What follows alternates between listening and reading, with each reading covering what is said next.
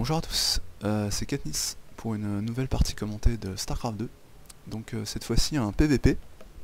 On va retrouver notre ami News qui a spawné en haut à droite de la map, en Protoss bleu, et qui pour le coup va être opposé à Satos, le terrible Protoss rouge qui lui a spawné en bas à gauche de la map. Map qui est donc Daybreak.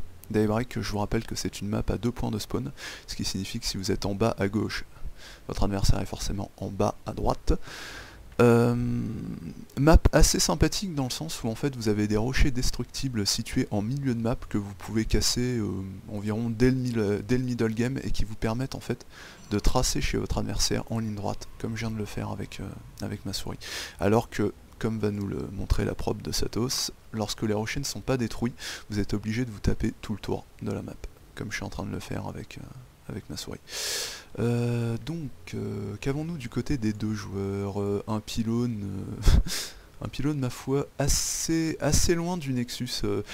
Habituellement j'aime bien les positionnements un petit peu alambiqués, j'ai envie de dire, des bâtiments de news, mais en PVP je pense vraiment que la sécurité veuille qu'on place ces bâtiments au plus près du Nexus. Ça tient en fait que c'est un match-up où les 4 gates sont légion et où il est beaucoup plus facile de défendre ces bâtiments lorsqu'ils sont regroupés. Après c'est un avis, hein, je prétends pas... comment dire le petit haras de prop de news. Je prétends pas, comment dire, détenir la vérité, mais ça me semble néanmoins plus logique. Hein. J'ai vu énormément de PVP perdus parce que, comment dire, certains joueurs se révélaient incapables de défendre leur gate par exemple situé ici, et leur ligne de minerai située ici. Donc dans le cas de news, vu que c'est encore plus éloigné, c'est à voir. C'est vraiment à voir. Donc un gaz de chaque côté, d'accord. Hop, la petite prop de news qui va rester au cul, qui va rester collée au cul de celle de Satos, pardon, et qui va probablement aller chercher l'info. Donc on a la corde des deux côtés. Le pylône qui a été lancé un petit peu plus rapidement du côté de Satos. Par contre, Satos qui en est déjà à 28 de pop. Ah oui, non, d'accord, ok. Je comprenais pas ce qui se passait là. Donc, corps, ok.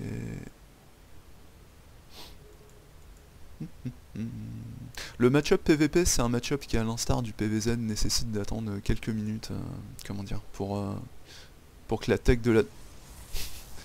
Et magnifique gangbang de la part de News, qui je dois dire m'a surpris avec ce shift-click sur deux fronts en fait. Il aurait pas eu la prop, ça aurait vraiment été du temps de minage de perdu, mais bon pour le coup il l'a eu et c'est une prop en moins, surtout une prop qui ne pourra pas poser de pylône, donc j'ai envie de dire, bah tant mieux pour lui. Hein. C'était ma foi un petit move très sympathique qui a égayé mon début de cast.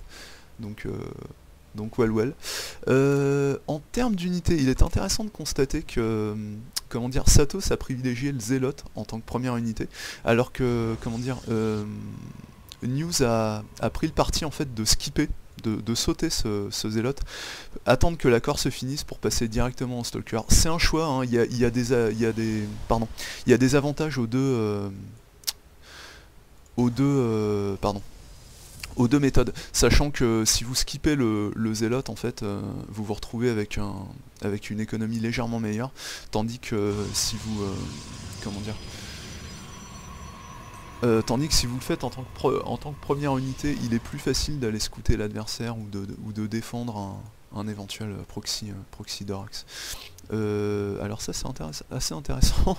Donc du côté de News on va avoir un 3 gates porte spatiale. Les 2 gates qui pour le coup ont peut-être popé un petit peu trop tôt. Il faut savoir que normalement bon je m'attends pas à un build optimisé, mais néanmoins je suis bien content de le voir.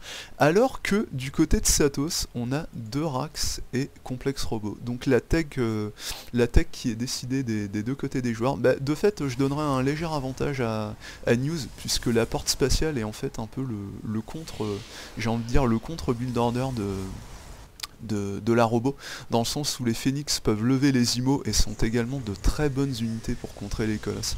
Donc vous avez un petit avantage.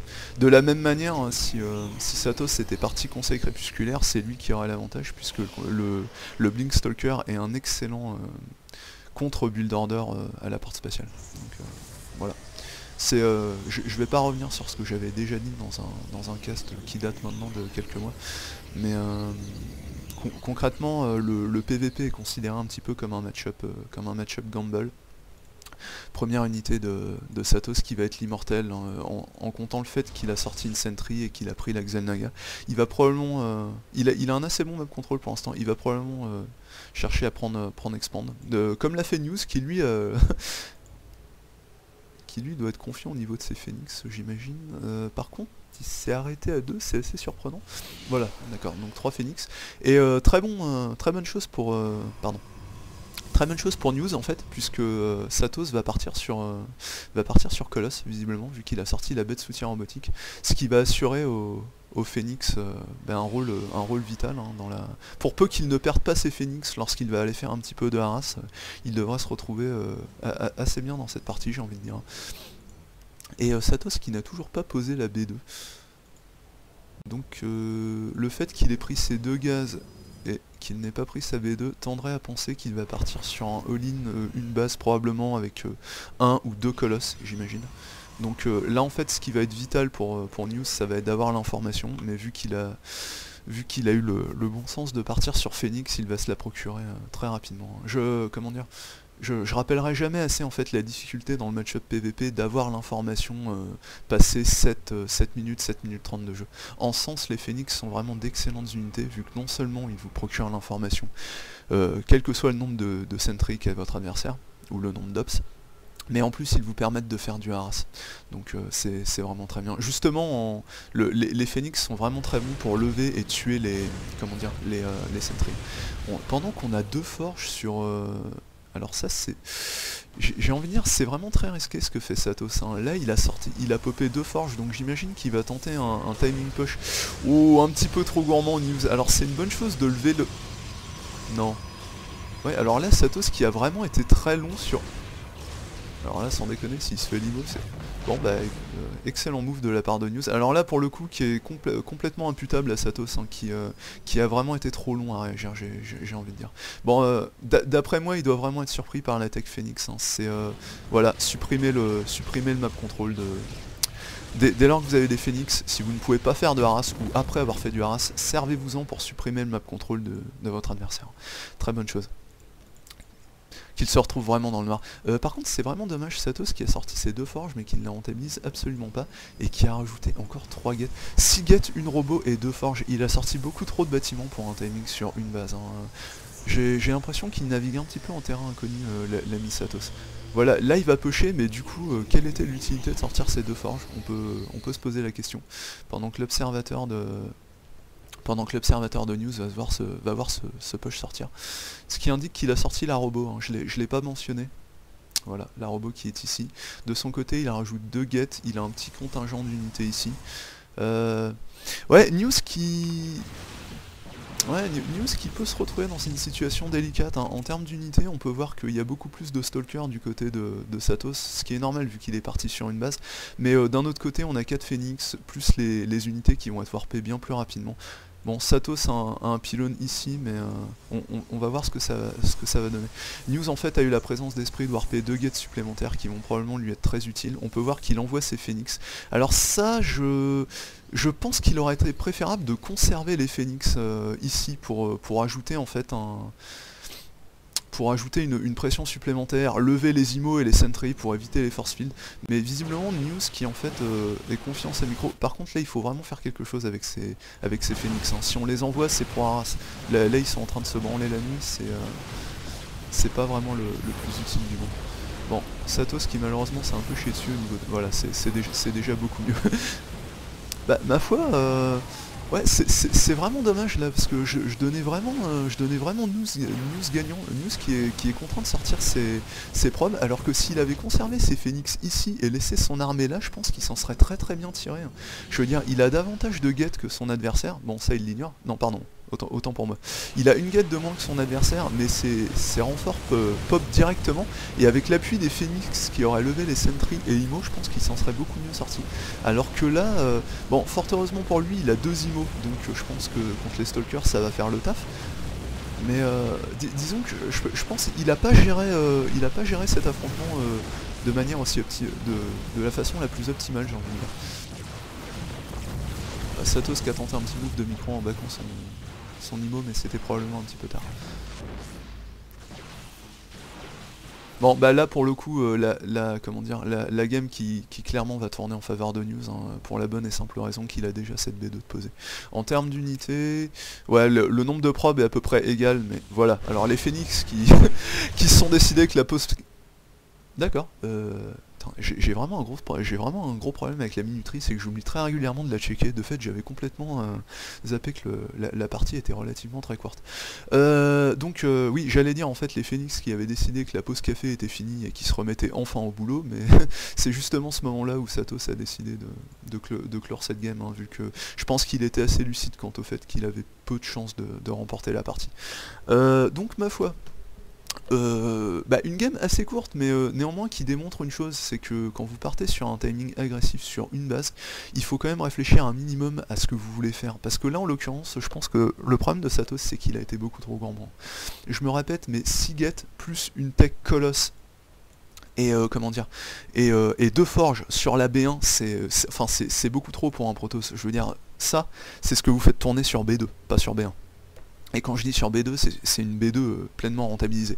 Après, on peut aussi questionner le fait que Satos ait posé la bête soutien robotique et n'ait popé absolument aucun colosse, mais pour ma part, je mets ça sur la présence d'esprit du joueur qui, à mon avis, a vu les Phoenix et en a conclu qu'il était inutile de sortir des colosses.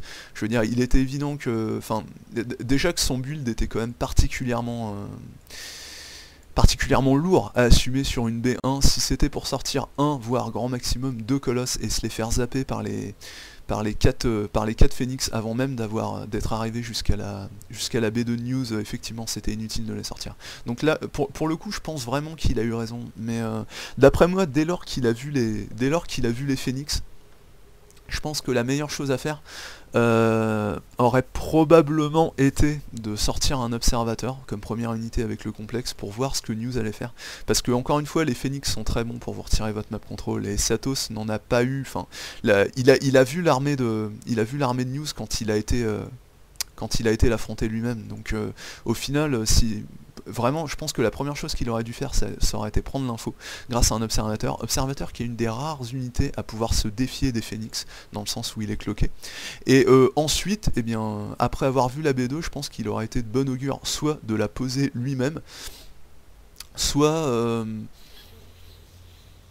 ouais. Soit de tenter un timing attack sur Seagate avec son plus 1 d'attaque et plus 1 de défense. Effectivement, ça aurait pu être intéressant. Parce que, encore une fois, le problème de Satos, bon, outre le fait que son build était assez mal construit, je dois dire, c'est qu'il est parti de base sur un mauvais opening pour contrer celui de News. Mais bon, ça c'est ce qui fait précisément du PVP un match-up gamble, hein. C'est que on met... lorsqu'on parvient enfin à attaquer lorsqu'on parvient enfin à scouter la tech de l'adversaire, en général on a déjà teché soi-même. C'est pourquoi il faut généralement improviser avec ce sur quoi on est parti. Donc ça c'était pour Satos, et pour revenir à News, personnellement, bien qu'il ait gagné, je pense quand même qu'il a vraiment pas géré cette game de façon optimale, hein. Je veux dire, c'est vraiment dommage parce que avec son up qui était ici, il avait vu le push venir.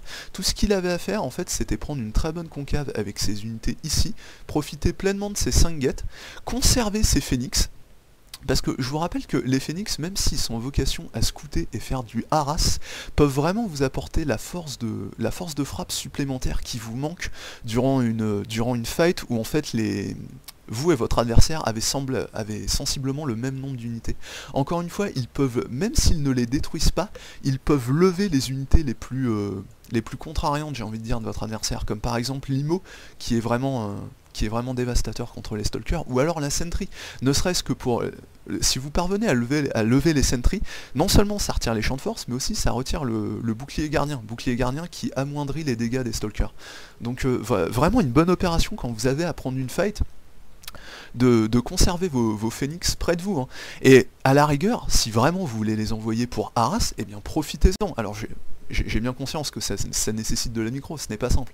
Mais à ce compte-là, si vous n'êtes pas confiant en votre micro, gardez-les près de votre armée. Ils seront beaucoup plus faciles à micro-gérer. Parce que là, ce qu'a fait News, d'après moi, il a pris la pire décision qu'il pouvait prendre. Il les a envoyés ici, et ils ont rien glandé durant toute la fight. Je veux dire, ils ont même pas prélevé sur l'économie de Satos. Enfin, là, vers la fin, ils ont prélevé, mais quand la fight était déjà finie, et le destin de Satos déjà déterminé, en fait. Donc d'après moi, une partie intéressante dans le sens où les deux joueurs ont commis des erreurs dont il serait très bon qu'ils apprennent. Voilà. Bah écoutez, je vais m'arrêter là, je ne vois rien de plus à dire sur cette game. Et je vais vous dire à très bientôt. Ciao ciao.